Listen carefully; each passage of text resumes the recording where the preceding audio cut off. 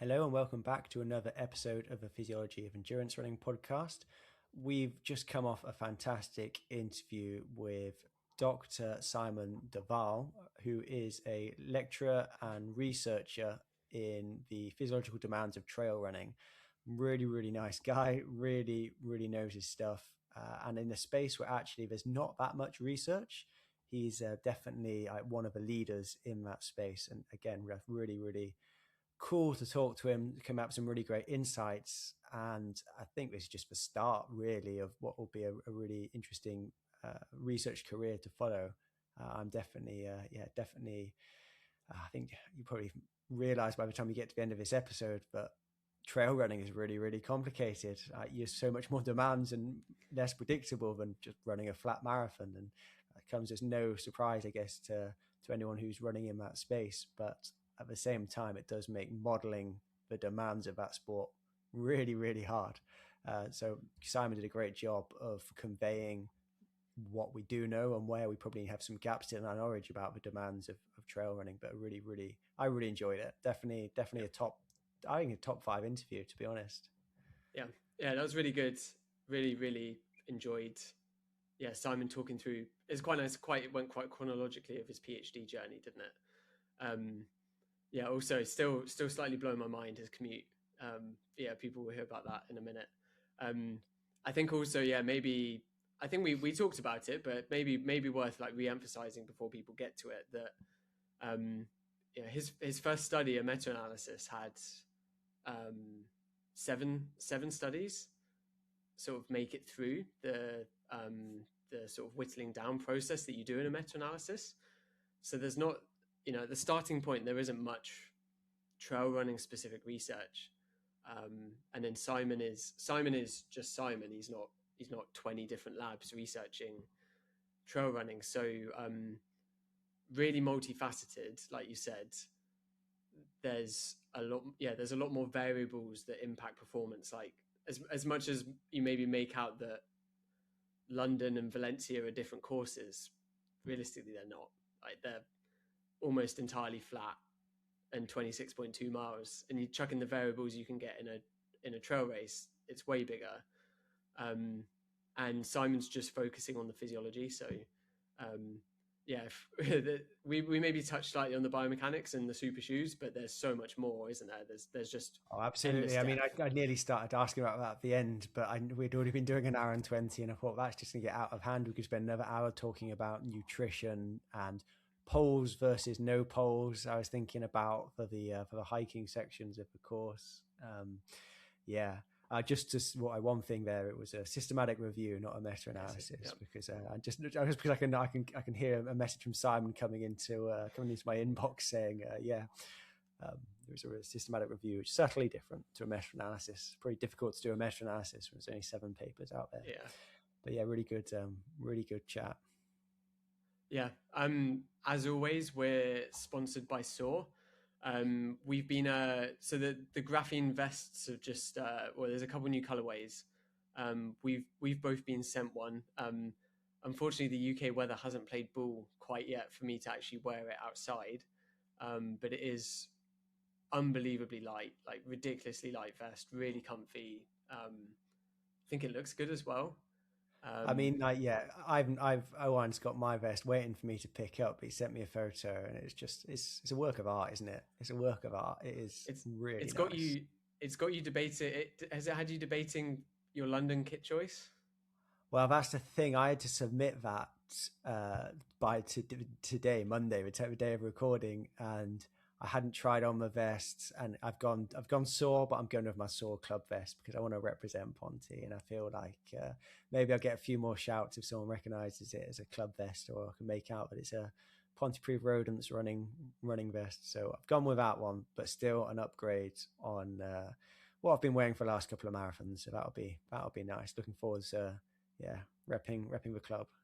Yeah, you said you're. I mean, not that you need much motivation, but being first club runner back it's a nice little sort of badge of honor, I guess, in the UK scene, isn't it? Like first club vest to cross the line. Aim first non-professional. That's my aim, I reckon. First non-professional. Yeah, that's a good aim. Yeah, you just hope like Emil doesn't show up in his Leeds vest. Oh yeah, that doesn't count. He's yeah, he's an Adidas athlete. He won't be in his Leeds vest. Absolutely no way on earth is he going to be in his Leeds vest. Their sponsors wouldn't let them, would they? That could be cool. We reckon it'd be cool, but no, yeah, I no, think I it'd be agree. very cool. Yeah, I'd be like, yeah, because some of them do have them made up, don't they? Like custom, like Adidas club vests, and yeah, You stick your sponsor badge on it, don't you, for like 12-stage relays? exactly. Yeah, yeah. Yeah, but no, yeah, check out the graphene vest. It's yeah, I think we're maybe gonna put. I don't know. We just said maybe we'll put something on Instagram of weighing it because it is just you pick it up and you're like, there's nothing in your hands. It's really lightweight, really cool piece of kit. So yeah, And thank that's you. comparing it to the saw vests of a minute, which are already like that, I think. Yeah, yeah, it's really really cool. So yeah, looking forward to some good weather and wearing that. Yeah, getting my arms out in the Cardiff sunshine, maybe in 2 or 3 months. Putting your guns out, is it? Is that Yeah, right? Yeah, yeah. something To like that. Yeah. segue from that, if you want to find out more about my training towards London and that of Jake Smith's, and also Owain training towards his race, but he can announce now. Have we announced it properly on the podcast yet? Me and Jen have talked about it. Yeah, not to the On public. Patreon. You've not said what event you're training for. Yeah, so I'm doing the Run Through Lake District trail race for Wales. So it's a home county or home countries race. It's also the GB trial for European trail running champs. Which yeah, so hopefully a really good. Well, the Wales, Scotland, and England teams that I've seen so far are really good. So really high quality, 53k trail event up Scarfell Pike and a couple of the other peaks. So the highest peak in England. Yeah, that'll be fun racing up there. Yeah, it'll be good fun. Yeah, so I'm thinking about my kit already. This chat has got my head going a bit about some of it about I wish I'd done a bit more of that. Some of it just about the kit itself. But no, really, it's I guess people that listened this time last year, like I ran for Wales last year, and that was a really really cool experience. Like it's cool to represent your country, isn't it? It is cool. Adds a bit of pressure. People get to say that. Yeah, adds some pressure. You don't want to do a shit job because, you feel like you let people down a bit. Whereas when you're running for yourself, it's yourself. You're maybe letting down if you have a bad race or feeling like you let down. But no, it's just it. Yeah, I don't know. It's hard to describe it. It just makes you excited to race and do something different. And yeah, when I heard about this race, I thought that sounds really cool and potentially in my wheelhouse as well. So that explains why I've been doing things like threshold sessions up and down a hill rather than just the normal flat butte park laps that I would maybe normally do, trying to get a little bit more specificity around the constraints that working full time put in place. But no, so that maybe explains some of the training. And yeah, I guess the rest of the training will be talked about by me and Jen on Patreon as well. Yeah. So if you want to find out a bit more how we're applying the things that we talk about in the podcast in our own training, then yeah, myself and Jake Smith are talking through our training each week as we prepare for London Marathon, and we've got Owain preparing for his 50k international, and then Jen is getting ready to have a second attempt at a marathon at Rotterdam. All both two episodes coming every week on Patreon, plus extra content as well. So if you're interested in that, follow the link in the show notes. Should we let this interview run? Yeah. Like we said, think it's a good one. It's got us thinking. So that's normally what we want from an interview, isn't it? That yeah, I mean, hopefully it doesn't keep us up when we go to bed in a minute, but that we're thinking about the discussion, and that's what I look for when I listen to a sports science podcast. So hopefully it does the same for everyone listening. Absolutely, yeah. You want it to spark some questions and some thoughts. So yeah, enjoy. We really enjoyed recording it. Hopefully you enjoyed listening to it. Give us your feedback, and enjoy this talk with Simon.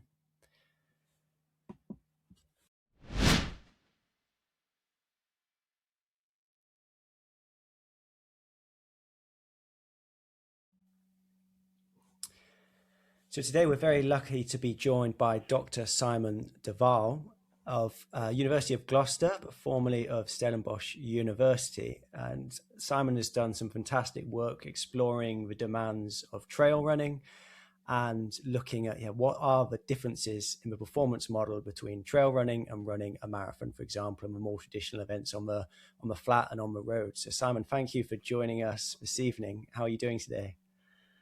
I'm doing well. Thanks for having me on the podcast, Dan and Owain. I'm nursing a little bit of running-related injury, and I'm feeling sorry for myself. But other than that, I'm doing very well. Thank you. Of course, we should mention that Simon is an accomplished runner in his own right. He's completed the Arc to Attrition. Which distance did you do this in January? Oh, I'm not going to say only, because this is a typical ultra trail runner mindset. But I did the marathon distance, and it went really well. It was fast and furious and very, very muddy. And I think my knees just took a bit of a pounding on some of the downhill sections, but it all went very well. Good to experience the Cornish coastline. Yeah, it's beautiful down there. Having grown up there, I know, but it's definitely challenging terrain for running on. Really, really tough. So I always think it's nice when you get a scientist who's also practicing what they preach, if you like, and actually knows what it is to experience what their participants are going through in the real world. So I think that definitely adds an extra layer of insight that you can provide us. I think it's funny, just to jump in there, Dan, is a lot of my my research was heavily informed by my experience of just running further. And you have this sort of, when I started the PhD, I'd never run an ultra distance event. And then as you sort of grow into that space, you learn what it really takes to do it. And it becomes, separates from just the theory to, even if I'm not performing at the very highest level, of course, but you just sort of get a feel for it, don't you? So, we love the performance side as well. I think sometimes those like intuitive thoughts you have during a run actually lead to they're things that other runners think, and that can actually lead to a question, can't they, as well, which is, an extra bit of insight that you get from doing the sport that you're researching. Yeah, definitely. And I mean, we'll get into all the research stuff, but I was so focused on the physiological components when I went into the PhD, and I learned a lot of lessons about things not to do with physiology that have a massive impact on performance. So when you're writing your limitations chapter of your PhD, you're thinking of all the things that you were just blissfully unaware of when you started the process. But that's how we learn. So. Absolutely, yeah. I think everyone finishes a PhD thinks, if I was going to start it again, I would have done so much differently. But I'd definitely include myself in that mix. Simon, could you give us a bit of a background to how did you get into your PhD? You've obviously you're from South Africa originally. You've journeyed all the way across to the sunny southwest of the UK. Can you talk us through both your running journey, but also your academic journey at the same time? Yeah, sure. I grew up in Cape Town and spent a lot of time outdoors with my family. My mom and dad were very much into hiking and camping and just being out in the wilderness, which we have a lot of that on our doorstep in Cape Town. We're very lucky. I ran a little bit as a sort of junior athlete, middle distance, and did some cross-country stuff, and I was sort of half decent. But I suppose it's interesting how as a child your perceived competence at something impacts on your enjoyment and whether you stick with it or not. And although I was probably a better runner than I was a sports person in rugby and cricket and hockey and those sorts of things, I didn't perceive that, and so I sort of stopped running at about 12 or 13. And then during sort of senior school years, just played a lot of sport in general, and I suppose that got me to study sports science. Stellenbosch University is just outside of Cape Town, so that was a natural sort of transition into that environment, and still have a very reputable sports science department there. So I studied sport and initially thought I would become a strength and conditioning coach. So I did my high performance honors and my master's in sort of small-sided games, conditioning, looking at some physiological markers as well, some endocrine markers of stress during training and match play. But I realized during my master's journey that strength and conditioning wasn't for me. Maybe more the professional football environment wasn't for me. I just didn't sort of gel very well with that environment. And at the time, my now wife, then girlfriend, Jana, was training for a half marathon. And being, a concerned boyfriend in Cape Town when your partner's running by themselves training for races, I said, well, I think I should join you on some of these runs. And so she sort of got me back into running after a 10-year hiatus from the sport. And yeah, the bug just bit specifically when we started running on trail. So we just got an amazing network of trails in Cape Town and Stellenbosch area. And I just loved the sort of freedom of being able to, choose a direction, get to a trailhead and turn left, turn right and see where you end up kind of thing. And just exercising in nature was a massive stress relief, and I just enjoyed it so much. So during that master's process, although I wasn't enjoying the strength and conditioning side, I was learning to love running again. And that sort of, it transpired that when I finished my master's, a job opening became available at the department where I was studying. And that was to be a junior lecturer. So I applied for that, got the post, and then I took a few years to sort of think about what type of PhD project do I actually want to do? Do I want to go down this S&C route, or do I want to sort of change course? And initially I thought I'd do a load monitoring study, separating biomechanical and physiological load adaptation pathways using a novel framework which was positioned by an author named Jos van Rentegem at the time in 2017. And I was really interested in that in trail running. As you can imagine, you've got this metabolic cardiovascular load, the breathing and the heart rate and that kind of thing. But then you've got this sort of biomechanical load, and the legs are fatigued and tensing up and that kind of thing. So I was really interested in that. But we had a colleague who joined the department around when I joined, Professor Rob Lambert, and he developed probably 15, almost 20 years ago now, the Lambert and Lambert submaximal cycling test, which is still used by professional cycling teams today.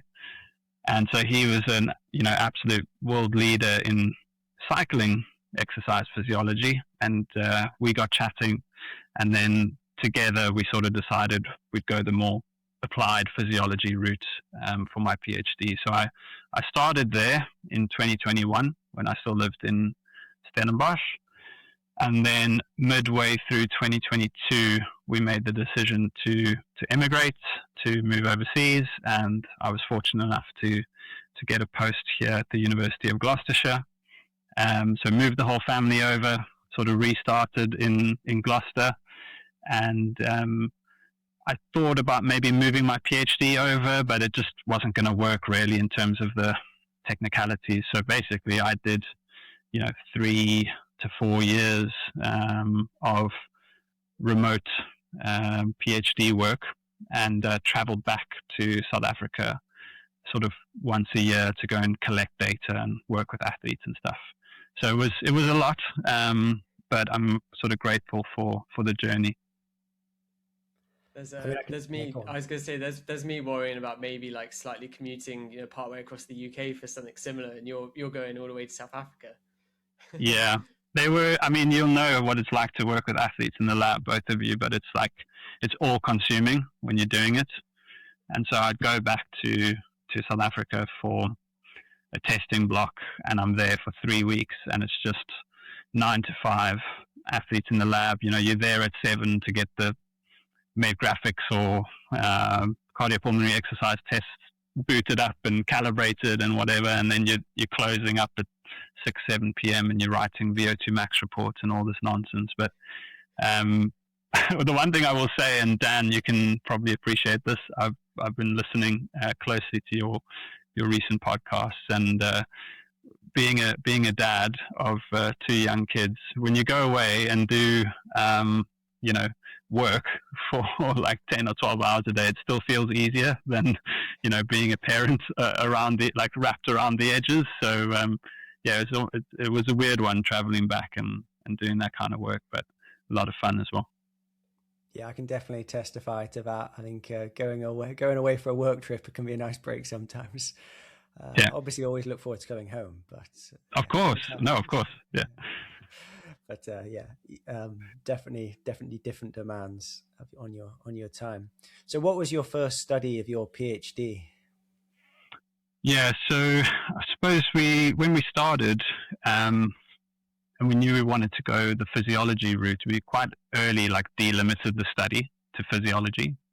It was a cognitive, choice, rather than we weren't thinking of things outside of that. But as you know, in a research setting, you can't do everything. And so we wanted to know what the current evidence was in terms of physiological indicators of performance in trail running. Doing my research and my reading as I was at the time, I became aware of the classic endurance model, which, I mean, you guys know, you've been talking about this in your series on different intensity domains and that kind of thing, so you'll know this very well. But in a road running context, where performance is quite stable or easy to predict, if I can put it that way, you can take 3 markers, which is VO2 max, maximal aerobic capacity, intensity at lactate threshold, and then some fractional intensity of those, so some economy measurements. So those 3 components, and if you can measure those in a competitor, you can predict variability in their performance to upwards of 90% in a sort of short 10K, 10-mile, half marathon distance road run. And so I wanted to know, can we, does that apply to trail running, essentially? If we just measure these 3 classic components, what do we find? And we found, through a systematic review of evidence at the time, of which there was very little, that those 3 markers together explained a very limited amount of variability in trail running performance, approximately 50% of trail running performance. But a lot of the research at the time was in short trail running. So when we say short, we're talking sort of marathon distance and shorter. There wasn't much. There was only one study in the systematic review that looked at an ultra distance setting, which I think was a 65K mountain race. So it's quite a weak predictive ability, let's say, but in short trail running. And almost all of the studies at the time were using level protocols, so sort of flat treadmill running protocols as their predictors, let's say, for performance time in their races. And so we sort of identified that there was a couple of issues there. The strongest independent correlate always appeared to be VO2 max, or more specifically velocity at VO2 max. And we sort of hypothesized, okay, well, because they're short races and you're exercising at a intensity that's obviously going to be nowhere near VO2 max, but sort of a high intensity, maybe that's why VO2 max rather than economy is maybe a better marker there. But we also identified that issue around the fact that everyone was using flat treadmill protocols at the time, which was, to be fair, I mean, they'd just been adopting what had been done in classic road running literature, and trail running is still, and certainly in the sort of mid-2010s, late 2010s, definitely was an emerging sport in the performance context. Yeah, I guess that using that flat protocol is a bit, don't know if it's the wrong analogy, but like chicken and egg, right? Like that protocol, at least, in the UK, that's what's in the BASES guidelines. Yeah. So if you're operating a lab, you're going to want to hopefully use the sort of gold standard of what we're sort of held to. But you may probably, if those people are testing trail runners, they know, okay, this doesn't replicate running on the Cornish coastline, but you can't change it without the evidence base, right? So you need you need to do your work to change it. I suppose in the like weird world of academia, sometimes you can feel like you're being, you know, overly critical, and like hindsight is 20/20. Like, oh, why didn't they just develop new test batteries? But it's like you've got to start somewhere. So having known then that this is a challenge, and it definitely doesn't pass the eye test, as you're saying, Owain, then okay, where do we go from there? You know, how do we sort of address this issue? And certainly since that paper was published in 2021, we've seen a huge increase in uphill exercise test batteries being published about. They probably were already being done, but just not, you know, the research wasn't out there. So I'm hoping that that's a positive sort of legacy piece of the systematic review. So out of a classic model, the best predictor was speed at VO2 max, was it? Yeah. So I suppose the problem, well, not the problem, the nice thing about velocity at VO2 max is it's influenced by two components. So it's influenced by your VO2 max, but it's also influenced by your economy underneath that. So if the three of us here in the room had the same VO2 max, let's say all of our VO2 maxes were 60 milliliters per kilogram of body mass per minute. I'm sure yours is much higher, and I'm not trying to cast any aspersions. But let's say we were all the same. Theoretically, if you were, let's say Dan, were more efficient, you would be able to run at a faster speed at the same VO2 max, right? So every sort of intensity increase underneath that ceiling is relatively easier for you. So you might only hit VO2 max at 20 k's an hour, and I might hit VO2 max at 12 k's an hour, because VO2 max is primarily driven by sort of central delivery components, cardiac output, heart rate, stroke volume and stuff. So we see, you know, younger people, for example, would typically have a higher VO2 max than older people. They're not necessarily always going to finish faster in a marathon. So velocity at VO2 max, I do think is a nice variable, because it sort of takes both of those components into account. And yeah, we also see in subsequent literature and in my PhD as well, that velocity at VO2 max is a good predictor. I would say a good predictor, as good as you can get in trail running, even for the ultra distance competition. So we can maybe dive into that at a later stage. But yes, to answer your question, VO2 max is a nice sort of correlate. Yeah, and exactly what I was going to say was, but in some ways it's a bit of a cheating metric in that you're taking two of the three determinants and putting them together, and you'd expect that to have a more statistical power, predictive power, than just one alone, obviously. But at the same time, it does indicate that you probably do need a big enough VO2 max, maximum aerobic capacity, even if it's at a high percentage of that. I guess it's the same in marathon running. You're never going to be a world-class marathon runner if your VO2 max is 55. Yeah, you need a good ceiling, and then you need to raise the floor as well with your economy.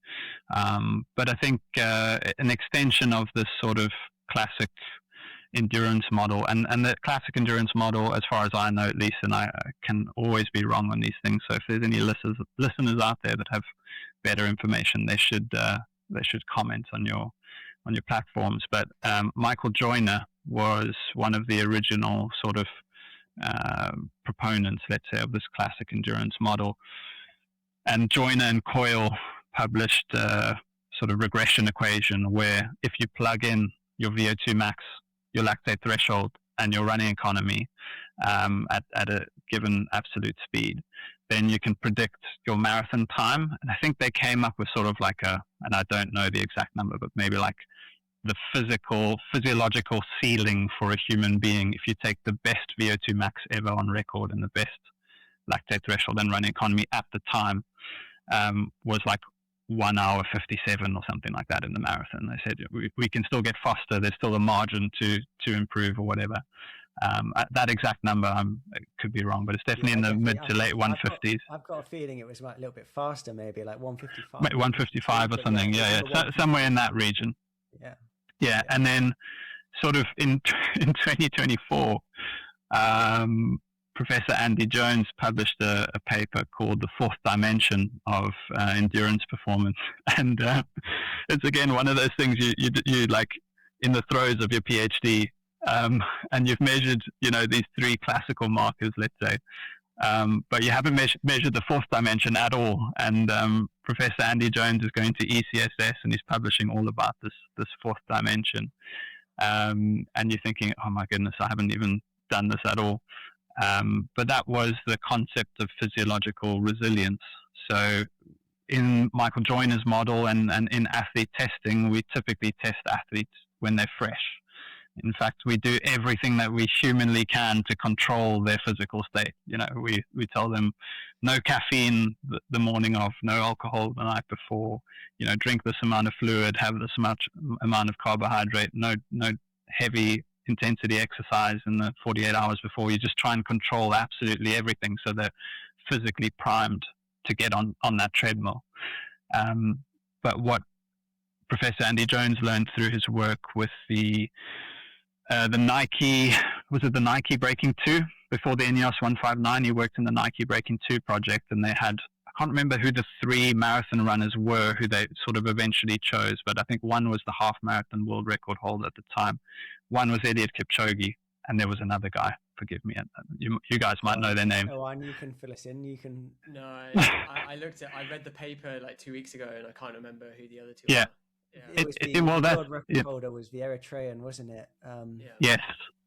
I can't remember his name. It'll come back to us. But he was. Yeah. Anyway, it doesn't matter. Yeah, something like that. Yeah. And he was. Prof. Jones was heavily involved in testing the athletes in the lead up to the Nike Breaking 2 project, and basically using that Joyner equation. Obviously, they have all slightly different VO2 max lactate threshold and running economy, but when you add the three into the model, they couldn't really tell who was going to perform the best, who was the most likely candidate to go under 2, which they of course didn't, but they were very, very close. And that was Eliud Kipchoge, who came, I think he was about 30 seconds off, or maybe 40 seconds off on that attempt. And so what he sort of observed was that there's some sort of ability to resist a change in these components or performance factors. So these concepts of VO2 max, lactate threshold, and running economy are not static or fixed. They fluctuate, they change as fatigue progresses. And so, I suppose that is the fourth physiological component, and there's some good research that's been done in that space now, and that's definitely a follow-up in my study, is to explore fatigue and durability or resilience, because you can imagine in an event that's lasting 24 hours plus, you need to be very durable as well. Sure. Serenity Tedeschi, I think that was one of them. I don't know. I'm probably just amalgamating Ethiopian, not Ethiopian, East African names. Yeah. Anyway, so you've done this review, and basically, correct me if I'm wrong, the conclusion is the classic model isn't very good. So what were the next steps then along your PhD journey? Yeah, so the next steps were, I suppose, and that's the title of my PhD, was development of a submaximal test to predict ultra trail marathon performance.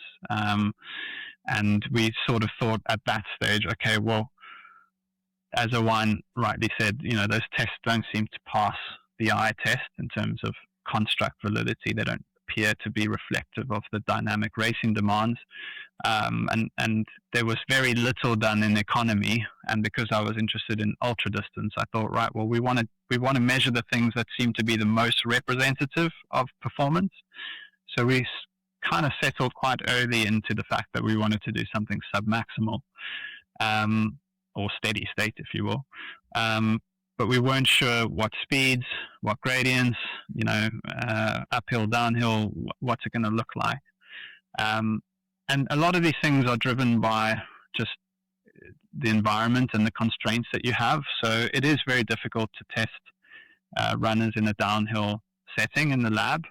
Downhill treadmill running is not for the faint of heart, and at the same time, you can't really get treadmills to go downhill super steep unless you sort of flip the treadmill belt around or you put it up on stilts or something like that. And we wanted a test that we felt could be universal, that other people could replicate in their own laboratories. And so too much flipping and changing and ramping and, changing speeds and stuff was just something we wanted to try and avoid as much as possible.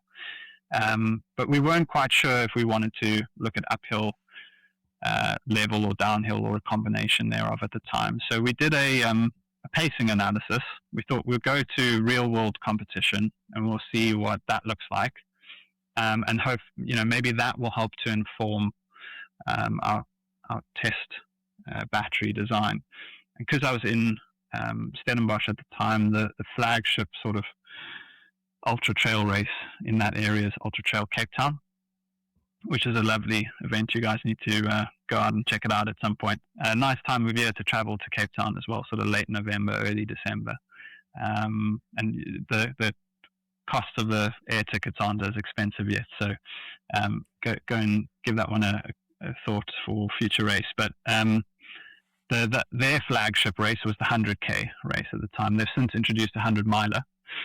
But I said, okay, we'll do a pacing analysis of the 100K race. And what we found is that, which might make a lot of sense, is that pace gets progressively slower as the race wears on for all runners. So they're all running these massive positive splits, essentially, which any road runners sitting there thinking, they've had a disaster. But even your winners, even your top 10 runners are running positive splits because of this fatigue element, of course.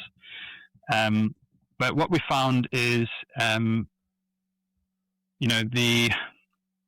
we separated, or we segmented. We used Strava, which was quite sort of novel at the time. We looked into small segments on the course, and we separated them into uphill only, downhill only, or sort of undulating level type segments.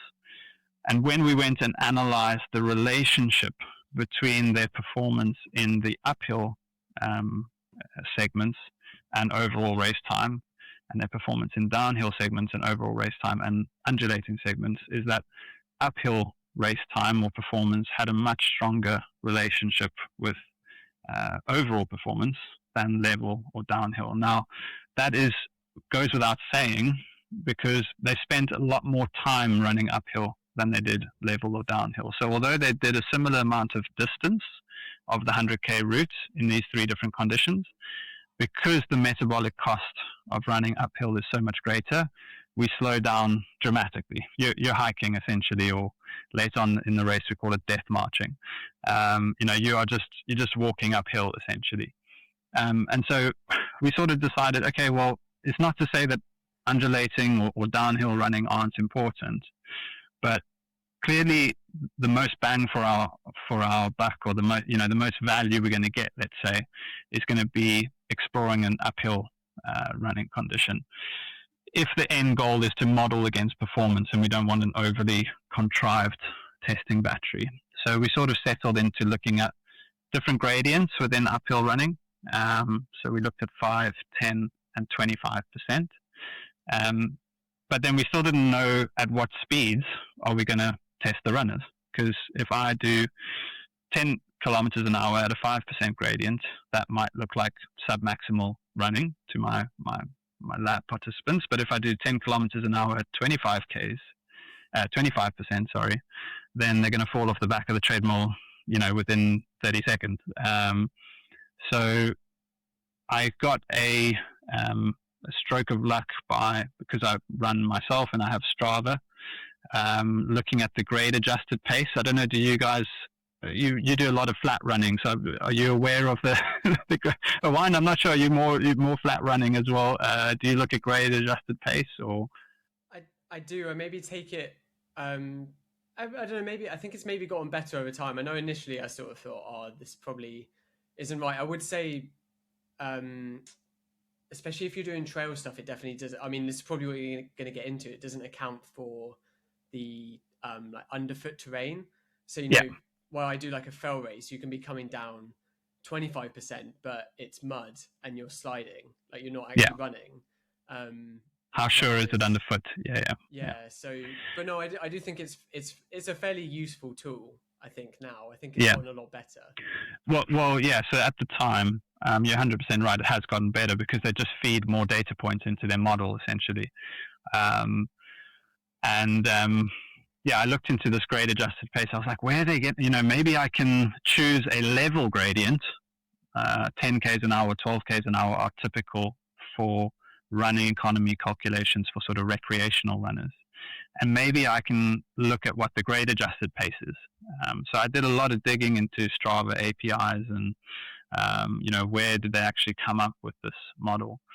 And they came up with their model from a research paper published in 2002, published by Alberto Minetti and colleagues, who had 10 mountain runners come into their lab, and they measured exercise cost or cost of running from minus 45% to positive 45%. And they developed an equation. They were measuring oxygen kinetics, and they developed an equation whereby you could reverse engineer that equation to adjust treadmill speed for a gradient. So if I said, okay, I wanted to test it at 10 kilometers and 12 kilometers an hour at 0%, that would spit out, at 5%, I need to test at 7.7 and 7 kilometers an hour. And at 10%, I need to test at 7.2 and 6 k's an hour. And at 25% at 4 and 3.4 k's an hour. So essentially, the metabolic cost should be the same, even though the speed of the treadmill is getting a lot slower as the gradient is increasing. So I reverse engineered this Alberto Minetti equation, and that's sort of how we landed on our different speeds at those different gradients. That's a lot of work to get to something that. Yeah, a lot of people are just relying on that number as well from Strava, aren't they? Yeah, so we actually initially, Strava, sorry to jump in there, they redeveloped or repurposed that equation because Strava obviously develops or creates a grade adjusted pace based on heart rate response at different gradients. They're not actually measuring oxygen kinetics, when we're running, we're not wearing gas masks. So I tried to use the Strava equation initially because I really wanted it to be like very real world, but the oxygen costs were really high, quite inflated. So I did a lot of pilot testing myself and had some mates who were trail runners and, got them to look at varying intensities.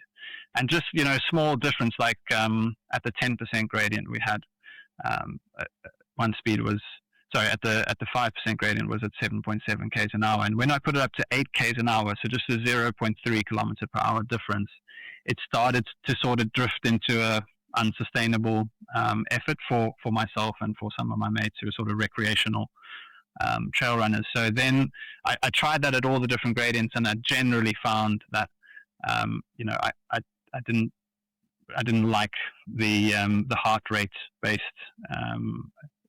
equation, let's say, which is informed by millions of data points. So we went back to the old school, just VO2 kinetics paper. And then from that paper, then what was the aims of that paper? What were you trying to derive from that work? Yeah, well, I think when you come up with a test battery and then you think, oh goodness, this is great. I really want to go and get some runners to execute the test and see what we can find. But I think the first thing that you need to do is try and establish whether a test protocol is reliable. So the first step was we're just going to do retest reliability of this protocol.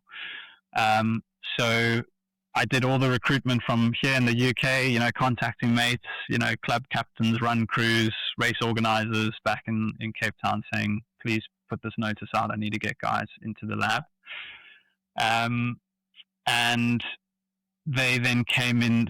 We got 24 guys initially to come in for 3 consecutive weeks.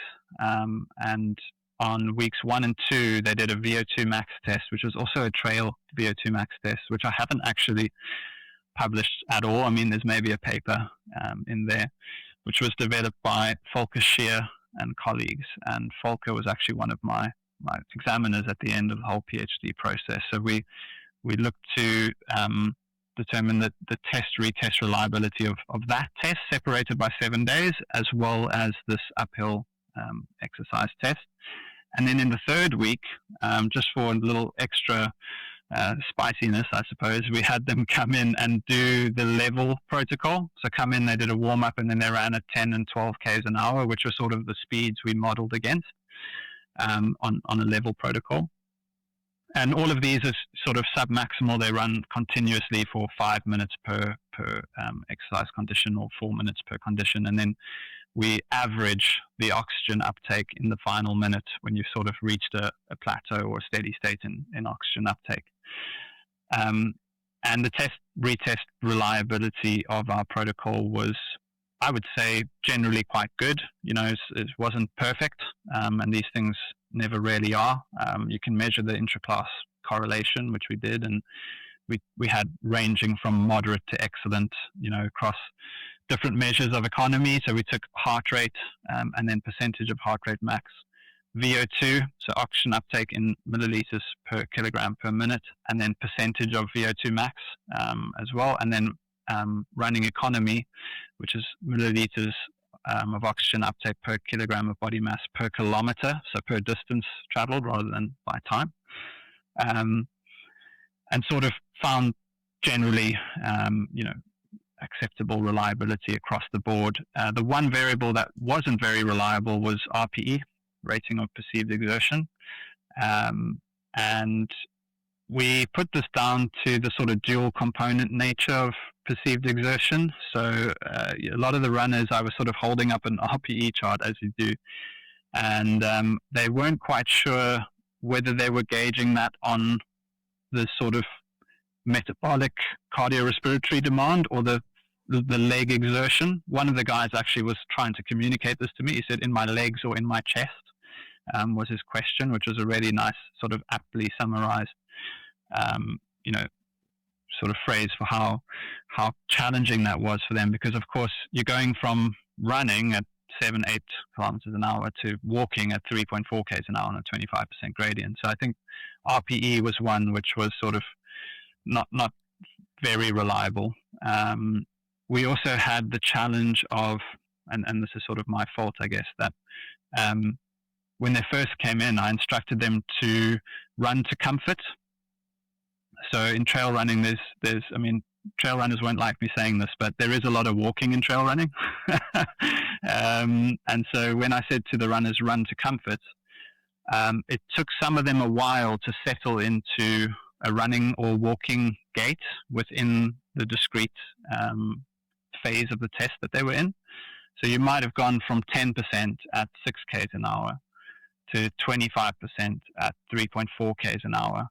And initially, because the treadmill speed drops and it starts to incline, they think, oh, I can run this. But then when it gets up to that max incline, they realize, oh, hang on, if I need to last 4 minutes here, I'm actually going to have to start walking. And so because I didn't constrain that, particularly in those last two phases at 25%, where there was, you know, a lot of people hyped, you know, either stage 4 or stage 5.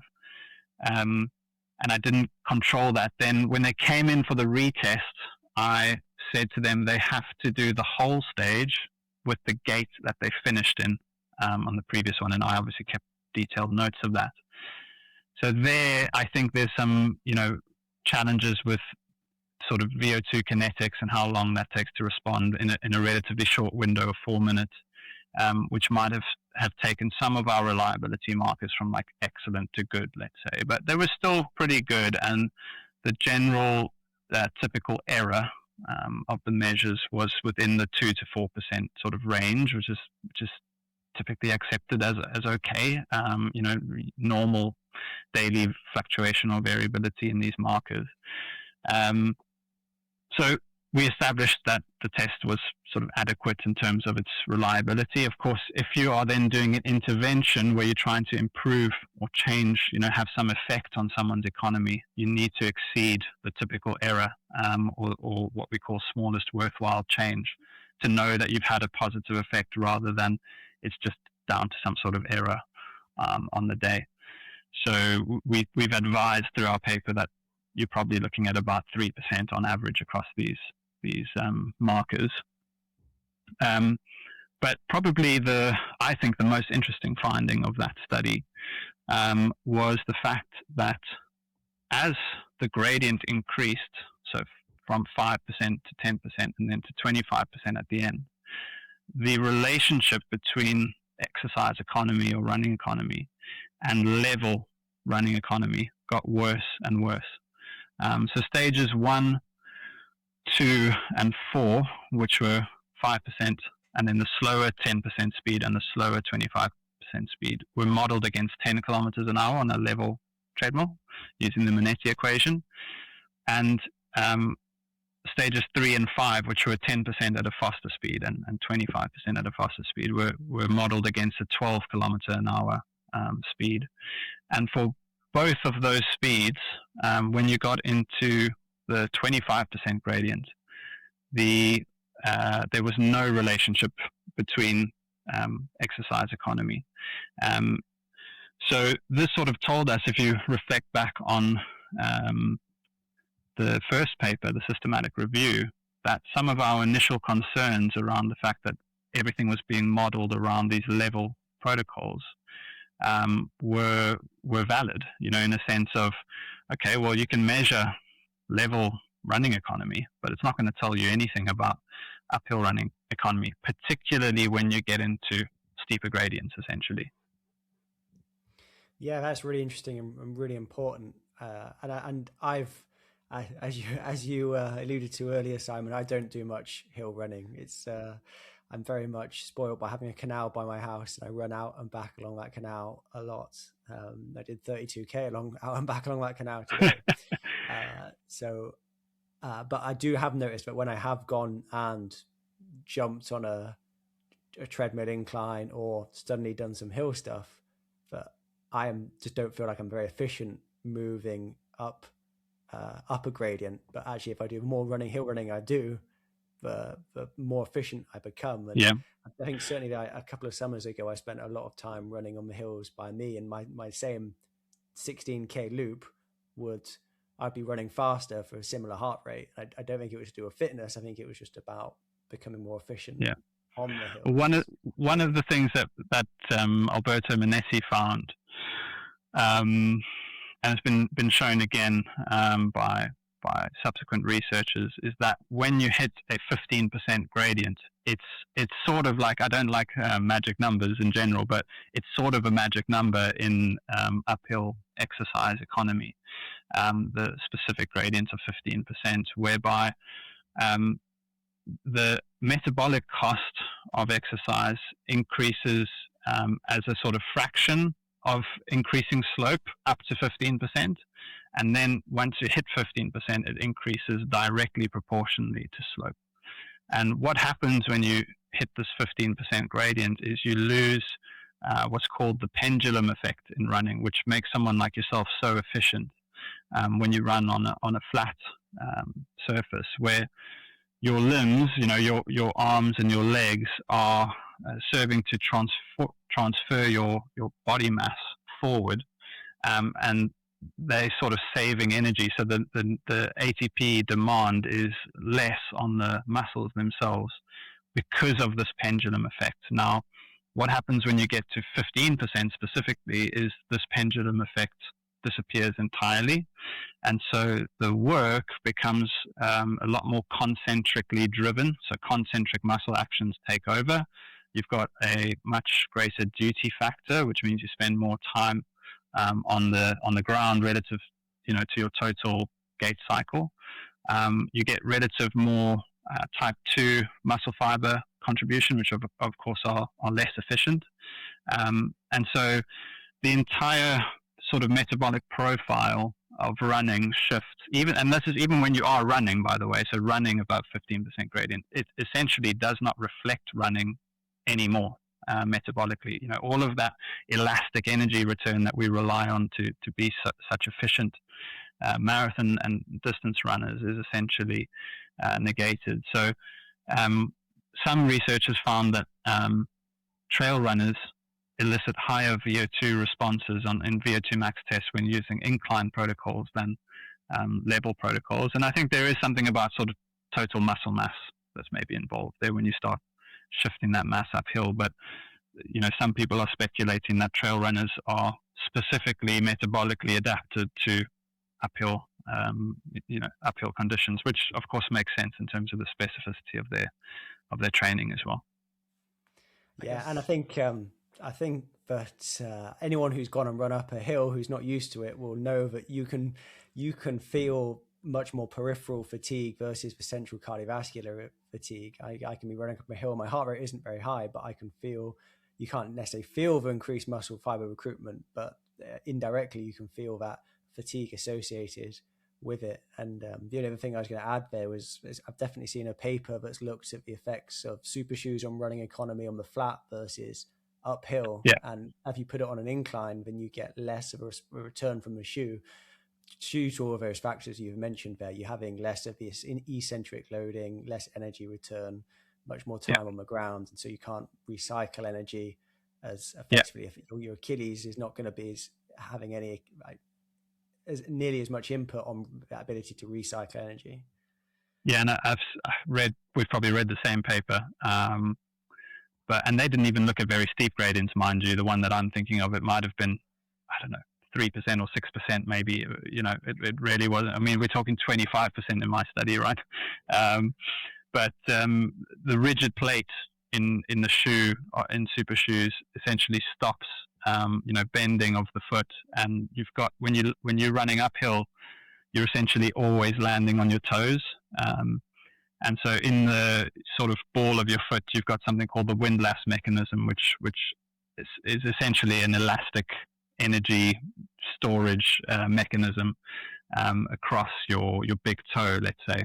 And when you're in the stiff shoe, you don't get the flex across your big toe, which is all essentially free energy because it's all tendons and ligaments and stuff. And so because that is then sort of negated because of this rigid plate, you then become less efficient as well. So I think the jury for me is definitely still out in terms of super shoes, particularly in mountainous undulating, think of those those technical fell running courses.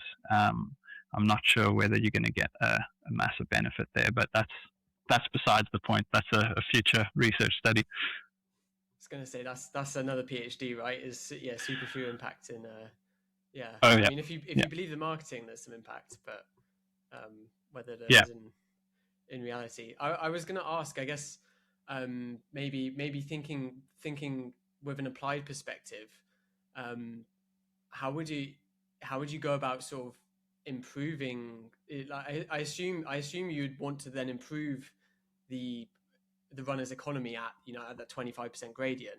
Yeah, I'm going to assume the first part is specificity, so you're probably going to want to go and run some gradients of that nature, right? But would there be any other sort of if you speculate, is there anything that might benefit these gradients?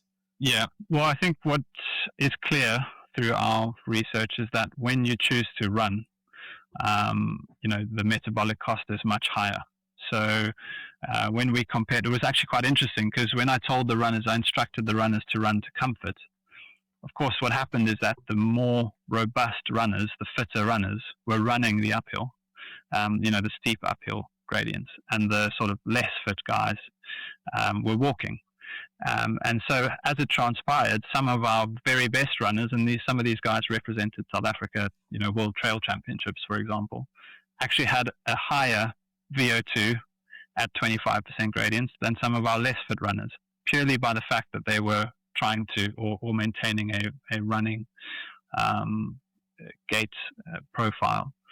So what I would say to any ultra distance runner who's doing sort of long stuff, which is submaximal and is going to take a long time, is that there is absolutely no shame in walking, in hiking. In fact, if you want to be more metabolically efficient, it's imperative. And so in terms of practicing that specificity piece, I think practice running, sure, there might be time in a race where you feel like you need to make a move. There's a mental component to it. There's a pacing component to it. It might be the right time to try and make a move. But if you can hike uphill at the same pace as what you can run, then you're going to benefit from that later in the race. And we do see, as I said earlier, that runners tend to get slower towards the end of the race. But better runners, sort of top 10 runners, can better maintain their uphill pace later on in the race. So it just shows that sort of durability and that fitness. So when it comes to the uphill training, I would encourage athletes to focus on both hiking and running. I definitely, in terms of that specificity piece, I would encourage trail runners to do work at or exceeding that 15% gradient. So if you're doing just sort of 10% or moderate, hills, but you're training for a race that's got some sort of extreme gradient, that is not going to be sufficient in terms of training that specific metabolic profile. So I would encourage the specificity with that nuance of, getting the slope right as well. Of course, you can create a similar stimulus by providing some external load potentially. So whether that's through weighted vests or packing a few extra liters of water into your pack or something like that, that could be an additional tool to utilize. And you can also get into the gym, of course, and do your step-ups and weighted lunges and those sorts of things. But I think all of those are part of that sort of performance piece. And this is just talking about, of course, the uphill component, because the biggest limiting factor where athletes slow the most late in races is actually during downhill running. And because of peripheral fatigue and inflammation, they're just essentially not able to continue to run downhill. And so, as much as you might want to do a weighted step up, you should also be focusing on the step down component. And so when it comes to that specificity, Owain, I think it's, if you're trying to be a trail runner, you need to train on trails, because you're going to get the downhill as well. So yeah, it's just about trying to periodize that effectively in your training, I guess. I don't know if there's any other elements I've probably overlooked there, but that would be my general advice. Yeah, I've definitely heard of. I want to say it was Tom. I think it was when we talked to Tom Evans, Dan, but maybe it wasn't Tom or Chris Jones as well. We've spoken to him. They were talking about running, like doing an uphill part of the session with like both their sort of bottles full. So that's an extra 1.5 kilos, 2 kilos, and maybe like a bladder in their pack as well. And then emptying them and then running downhill hard. So they're getting both sides. So they're getting the uphill specificity with some added weight, and then they're getting the eccentric loading going downhill. I've definitely heard of that. That was definitely Tom Evans. That was definitely Tom Evans. Yeah. I think if you use water or rocks in your pack, you can dump them at the top of the hill. I used to think about this, because you see a lot of guys using weighted vests, but I think they're very valuable on a treadmill when you can just only do uphill. But of course, if you're training in the mountains, and you mentioned the trail specificity is to get on the terrain itself as well, then you need a smarter solution. So sometimes the rocks and the water are actually the smarter option.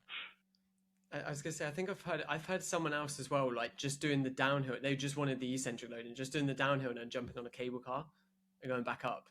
And then, which is so counter, like if you think like, oh yeah, I'm going to go to the mountains and do some running, you'd think like, oh, you're running up, right? But yeah, doing the opposite way. But that's obviously really hitting that eccentric loading, which you can do quite close to a race, can't you? That's exactly. And I think that's what I've heard is that you can periodize that in a little bit later, closer towards the race. And I think that's why I'm paying for archivitrition, by the way, because of that downhill running. And then my patella tendon is essentially doing a lot of work, which I'm not used to, because I don't do the eccentric conditioning, which I probably should. And then you wonder why you end up with some tendonitis after a marathon. Yeah. What, off the top of your head, do you remember what the variability was like in the economy on the 25% grades I guess Ooh. I guess it's going to be a bigger range if some people are running and some people are walking. But Yeah.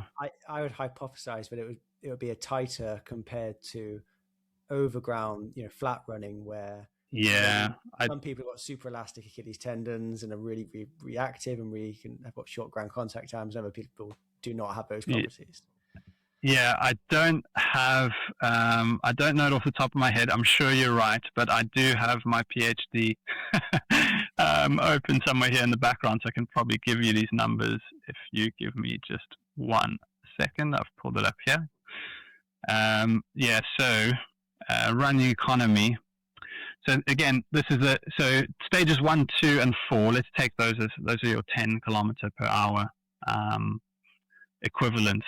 Okay, stage 1 was at 7.7 k's an hour on a 5% gradient. The running economy, milliliters per kilogram per kilometer, on average was just under 300 milliliters, and the sort of standard deviation was 24 milliliters, so less than 10% of the group average. And then, as you can expect, like I said, as the gradient increases, that metabolic cost gets drastically higher. So at 10% gradient at 6 kilometers an hour, you're looking at 380 milliliters per kilogram per kilometer. And again, that standard deviation is just under 30 milliliters, so less than 10%. And then in stage 4, the running economy was 630 milliliters. So it's, not quite double, but not far off of that. But the variability wasn't, drastically higher. I'd say it was just over 50 milliliters. So it's again under 10%. So I don't know that the variability was much greater, if that's answering your question. But the economy jumping out there though is just, I can't even, giving economy of even 300 mil per kilogram per kilometer is just something I would have never ever seen, because I've always tested. Yeah, because you're thinking sort of. You're thinking sub 250 per taps. Yeah. You're thinking. I was going to say, 180 to 200 maybe if you're, working with some good level runners. But in all of these cases, we were in submaximal, like respiratory exchange ratios of 0.8 to 0.9. VO2 percentage of VO2 max was typically sort of 65 to 70% around that region.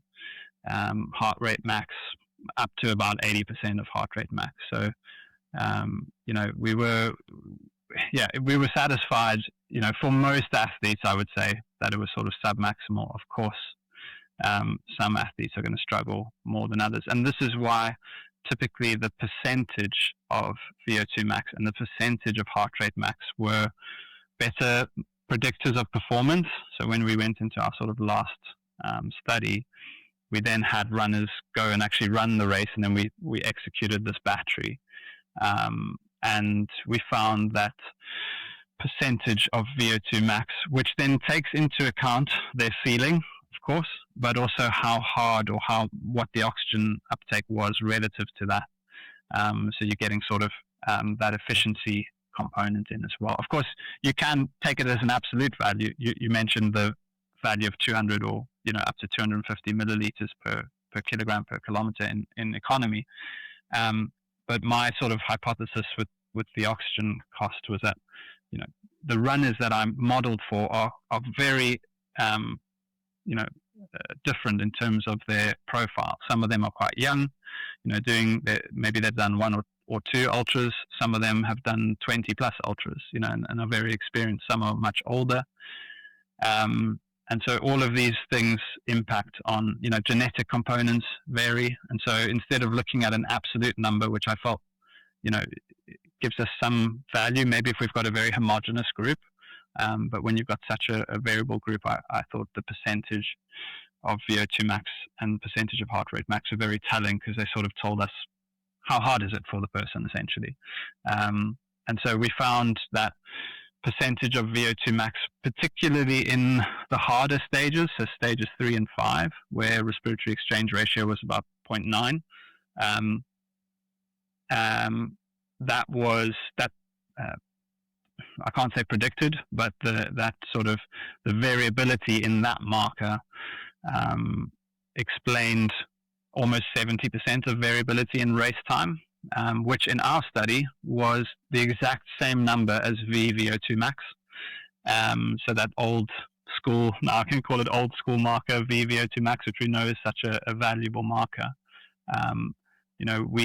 We can also predict it through percentage of VO2 max. And running economy as an absolute marker was also a lot stronger than previously reported.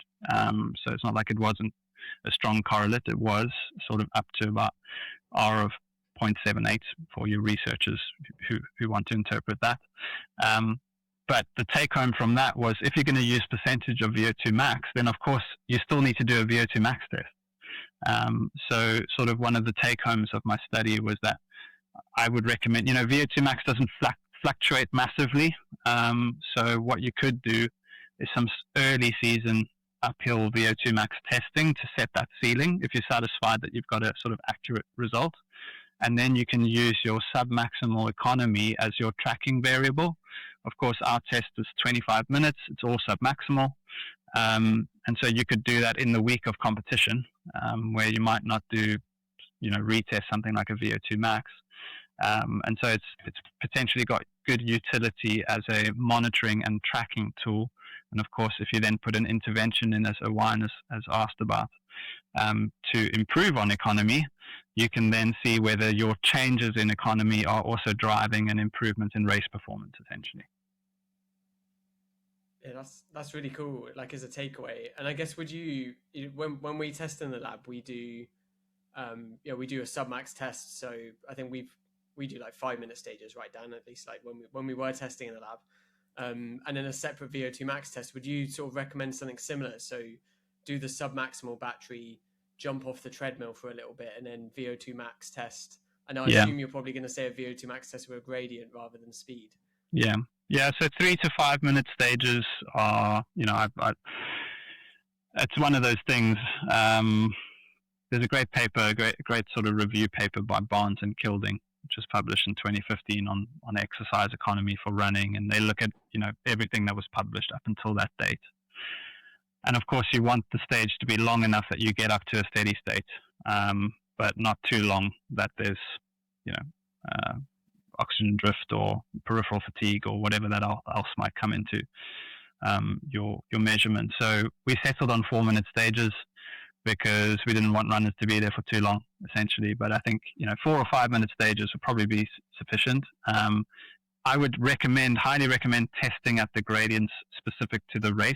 Of course, one of the reasons we may have got strong associations where other people didn't is that we developed our race modeled against UTCT, essentially. The reason we picked those gradients out was because we knew that runners were regularly exposed to those kinds of gradients in competition. But I would encourage, if you're looking for a general testing battery, is you do 1 or 2 speeds under that 15% threshold, maybe around 10%. There's a lot of data out there. And then 1 gradient above that 15% threshold. And I would recommend between 25 and 40%, depending on what your treadmill can do, because that is the gradient where your vertical ascension speed is maximized. In other words, you can climb the quickest at those that specific window. And if you're interested in getting to the top of the mountain quickly, you want to do something that's quite specific. So you could potentially get away with just 2 gradients at sort of race-specific intensities or speeds. And then, hop off the treadmill, bit of a recovery, and then an uphill. We used a ramped uphill VO2 max test. So based on Volker Scheer's work, the average finishing gradient for our cohort was 8%. So it ramped up by, and I need to remember this carefully, I think it was 1% every minute, starting at 0.5%, and then half a kilometer per hour every minute. So 1% gradient, half a kilometer an hour. So they only ended running at like just under 14 k's an hour on average, but at a 8% gradient, and that's so I would definitely recommend an uphill exercise test for trail runners. You can do Did they notice quite a big jump for each stage? Because I imagine that would feel quite tough. I've done a gradient protocols before, and adding just a 1% grade at fixed speed feels quite hard. Yeah, but you know what, they loved it, and I think that was part of, it's not something I reported on necessarily in my PhD, but they just enjoyed doing a test that felt more reflective of what they do in the real world, rather than just coming to do a level protocol. And you'd be surprised, of course, the guys are strong. I would say trail runners, they can shift uphill, even though they don't seem, sort of, some of them, the most metabolically efficient on flat surfaces. They seem to do okay. I would also say you can do a lot of this stuff outside of the lab as well. So for maybe your sort of everyday trail runner, I would just encourage them to pick a gradient, go and find a segment, on Strava, or make your own segment. Do something similar. You could do a gradient under 15% and over, so 2 different segments. They need to obviously be sort of relatively stable in terms of their profile of elevation, or gradient, should I say. But if you want to do a VO2 max test, then go and find a sort of 3 to 5 minute hill, okay, that you can just go as hard as possible, and see how far you get up the hill, how far you get up the segment. I mean, at least in theory, if you're able to get further up the hill, later on in training, that could be driven by some VO2 max, response, and then equally do a submaximal effort. So it's so difficult in trail running, of course, to control for speed, because any fluctuation in that gradient in an instantaneous sort of moment is going to influence your speed. But you could either do a heart rate band, so you could say, right, I'm going to run up this 15% gradient hill at 155 to 160 beats per minute, and you just track that religiously, and you see how far you get up the hill. Or you could use an RPE, where you say, right, I'm not going to exceed a 4 out of 10, and I'll see, what happens to my heart rate. Essentially, does my heart rate get lower up this hill at the same subjective intensity? So there are ways that you can somehow track your maximal and submaximal changes over time, even if you don't have access to the lab. Yeah, and that's right, super useful. And I guess with the submaximal stuff, maybe that's somewhere where you could, a treadmill might be more appropriate in terms of own control, I guess. Yeah, of course. I mean, if you've got access to the treadmill, 100%, I would encourage that. And I suppose this is some examiner feedback I got. You sort of get knocked a little bit for doing a treadmill-based study for trail running. It's like, come on, you've lost the plot here. But there are some benefits, of course, to a very controlled environment. And the next steps are those challenging ones about trying to take it outdoors and look at terrain specificity. But then you've got to be able to control and adjust for these things. Maybe get someone on an e-bike to go at a fixed speed in front of you or something like that. I don't know. But we'll see where we go from here. Get like the wave lights that you get on a track and lay them like up your trail. And have the light guide someone. Yeah, no, it is difficult, isn't it? Yeah, like even a corner is gonna throw you off. And then, I mean, we've not mentioned it really, but like the terrain, the surface, like you go run up that trail when it's dry, and then you go when it's wet. It's going to be a vastly different experience, and a different result as well, isn't it? So that's a whole. Yeah, and there've been some studies that have, compared oxygen uptake on the same, as best as possible, because it's obviously 100% controlled on a treadmill, but at the same relative gradient and speed outside and indoors on a treadmill. And we do see in those studies that oxygen cost is greater in an outdoor setting. So, whether that's driven by gait variability or muscular contraction and balance and instability and all of these other components, we don't necessarily know, because it's just measuring global, pulmonary oxygen differences. But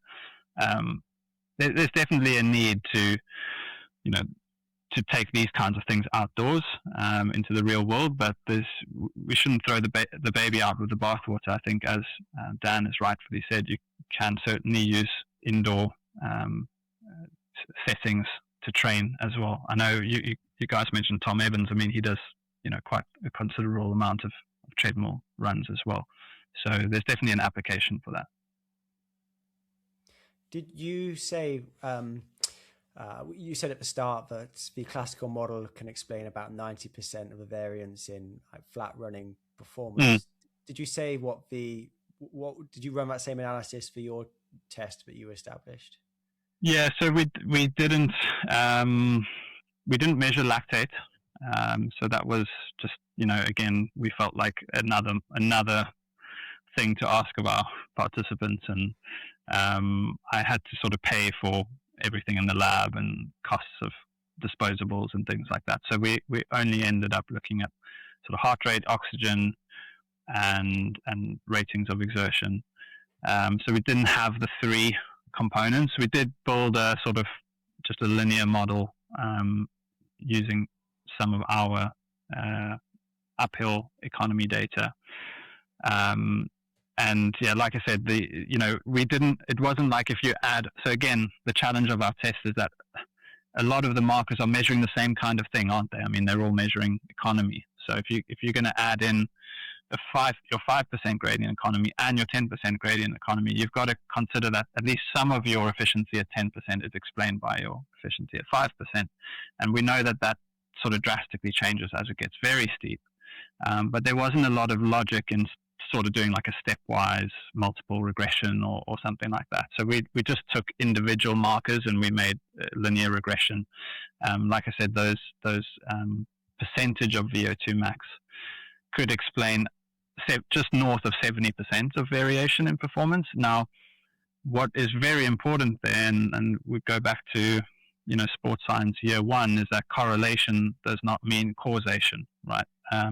Just because this marker at a 10% or 25% gradient explains 70% of variation in performance time on the UTCT course, it doesn't necessarily mean that if you change it by a certain amount that it's going to necessarily increase performance by a certain amount. I think what we're seeing there is essentially your more efficient runners are also just generally more robust athletes.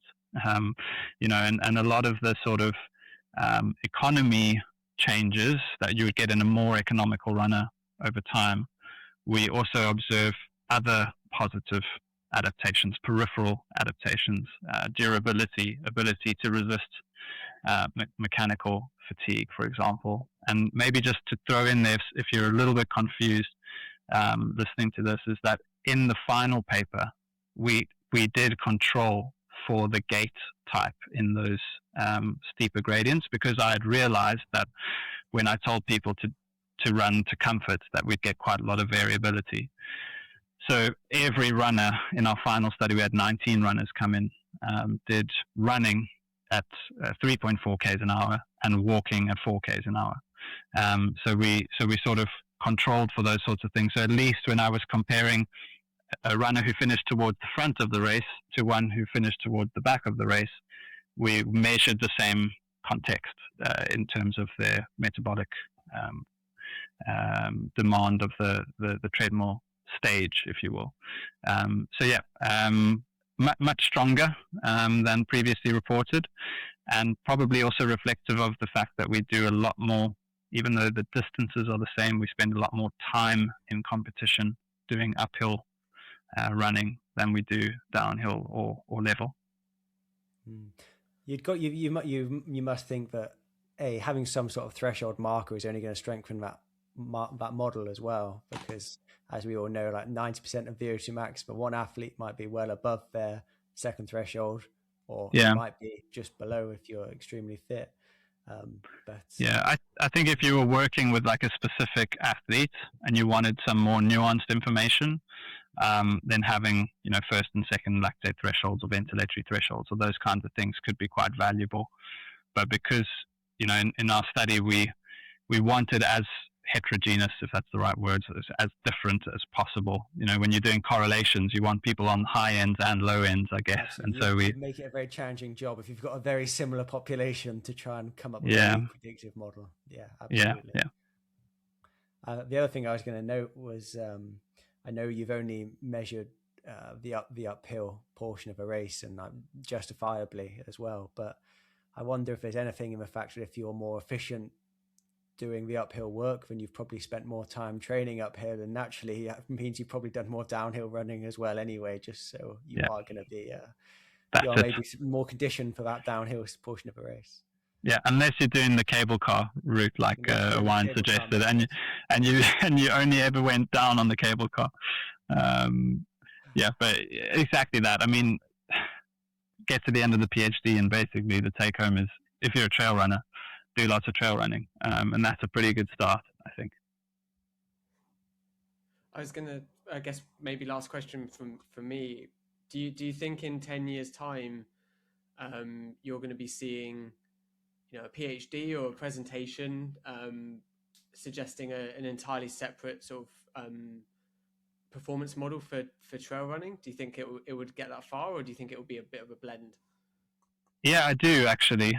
I think we're getting to a point where we are able to integrate these physiological markers with time series data or course pacing data. So this whole notion of durability is one that we can map out against pacing changes over time in races of different distances. So I think we are definitely moving away from these sort of static, once-off measurements in laboratory, and we are now going to be in a position where we can map those against your performance in competition. I think the power of wearable technology and big data is probably going to start to sort of integrate into these analyses, where we can be a lot more specific in terms of how well you will do, but also at which portions of the course and when in the race, if that makes sense. So that's sort of the direction of travel, I think, that we're seeing. But you're going to need some really smart mathematicians and engineers to support with that. Yeah, I mean, you've got to think again that durability is going to be even more important in the events that you're describing here versus the marathon, because as you said, everyone, even the winners, were slowing in that 100k race. Yeah. So everyone is having their durability challenged versus a marathon, which actually, like you said, road runners, if you're not running a negative split, then they're probably turning your nose up a little bit at you. Certainly if you're the winner, it's very, very common to be running faster in that second half versus the first half. Is that so? In terms of your next steps in your research journey, is this where you're heading, durability? Yeah, probably. Maybe I've let the cat out the bag there, I think. But one of my examiners is a professor named Guillaume Millet, and if you read a reader of trail running research, then you will be very familiar with his work. He's done a lot of work on central and peripheral fatigue, looking at maximal voluntary contraction and electrical stimulation and excitability of muscles and stuff, after ultra distance competition. And so we are chatting about potential projects, following on from this, because what I'm curious to know is, can we find athletes, can we group athletes potentially into those who are more physiologically resilient and those who are more mechanically resilient, maybe harping back to that, there's difference in the load adaptation pathways. So is somebody who's maybe not physiologically resilient, but they are mechanically resilient, going to perform better in certain components of running, maybe the downhill components, maybe later on in the race, but they are relatively not as good in the steep uphill early sections of the race. And if we can start to identify runners who are more physiologically or biomechanically robust, let's say, then we can start to push them into training interventions to improve their limiting factor, You guys were talking about this in terms of like, you're only going to give VO2 max work to an athlete if you feel that VO2 max is a problem for them. And so if we can identify where these challenges are, and we won't be able to know that in a fresh state necessarily, so we need to fatigue them. So the fatigue stimulus needs to, on one hand, we need a fatigue stimulus that presents a lot of physiological metabolic fatigue, but not a lot of biomechanical fatigue, certainly for the knee extensors and flexors. And then on the other hand, we need one that's got a high mechanical fatigue, but a low physiological cost. And then we measure before and after these different fatigue stimuli, and then we sort of hopefully get a better rounded view of that athlete's performance potential. So that's the direction of travel. If anyone you hear is doing a research study like that, you just need to trace it back to this podcast and make sure they haven't stolen that idea. Or please get in contact, because I'd love to work with you. But yeah, I think that's the way we're heading. Cool. Yeah, super interesting, and it does just highlight to me that actually they're more interesting events. They're much more dynamic. There's so many more factors that go into it versus the linear marathon, where, as you said, it's reasonably predictable. It's much more complex model when we're talking about the trail events. And that just made me think, Owain, about our conversation with Phil from Meteopace about him trying to model the effects of conditions, terrain, gradient on performance in that landscape versus the ease of actually taking into account temperature and gradient and wind speeds on the flat and how that affects like marathon performance, for example. But no, really interesting, Simon. So thank you so much for giving up your evening to speak to us. I'm sure absolutely will find that really interesting. Is there anywhere they can follow your work, or if they're interested in what you've been up to and want to find out more? I mean, you can. I think I have a ResearchGate profile. If you just search Simon de Waal on Google, you might find some of my work there. I have a coaching sort of business, endurance running coaching business, which is sort of like a side hustle that my wife and I run, called Rooted in Dirt. So it's ROOTED, Rooted in Dirt, which you can find on Instagram or online. If you want to touch base with me, if you want to speak personally with me, it's probably best to message me on Instagram, or you could probably find my contact details, my University of Gloucestershire email address, which is sdewaal@glos.ac.uk. So if you want to chat about research or running in that sense, you're welcome to email me. I'm not very active on my sort of personal. I used to have a Twitter or X or whatever, which I closed down, and my personal Instagram is not very active either. So those are probably the best avenues. Yeah.